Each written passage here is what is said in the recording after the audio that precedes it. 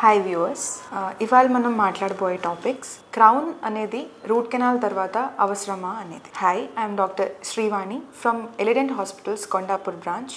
Let's talk about are crowns necessary after every root canal treatment.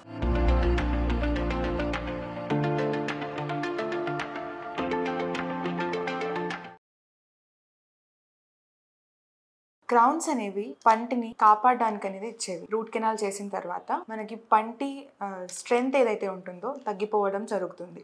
పంటి నరాన్ని treatment చేయడం వల్ల పంటికి నరం బ్లడ్ సప్లై అనేది తగ్గిపోతుంది. దానివల్ల పన్ను వీక్గా బ్రిటిల్గా తయారవుతుంది. సో దాన్ని కాపాడడానికి అవసరమైనది క్రౌన్ అనమాట. సో క్రౌన్ అనేది ప్రతిసారి రూట్ కెనాల్ చేసిన తర్వాత అవసరమా అనేది క్వశ్చన్.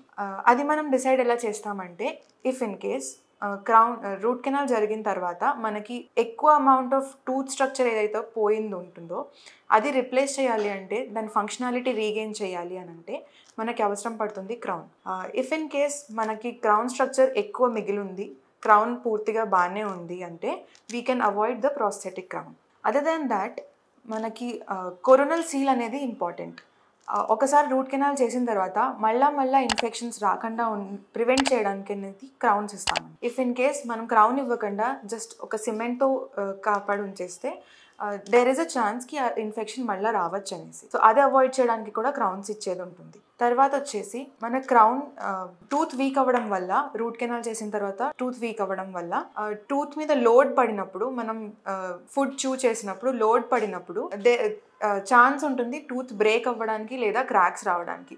అది ప్రివెంట్ చేయడానికి మనం క్రౌన్స్ అనేది ఇస్తాం. సో ప్రతి కేసులో క్రౌన్స్ అనేవి నీడెడా అంటే కాదు. కొన్ని కేసెస్లో ఎలా అయితే ముందు పళ్ళకి రూట్ కెనాల్ చేసిన తర్వాత క్రౌన్స్ అనేవి నెసెసరీ కాదు.